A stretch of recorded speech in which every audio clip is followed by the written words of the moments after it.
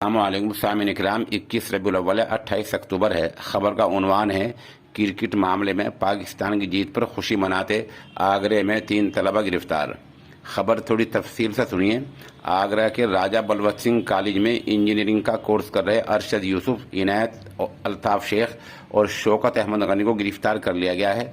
इन पर इल्ज़ाम है कि तीनों ही T20 वर्ल्ड कप में पाकिस्तान की जीत पर जश्न मना रहे थे।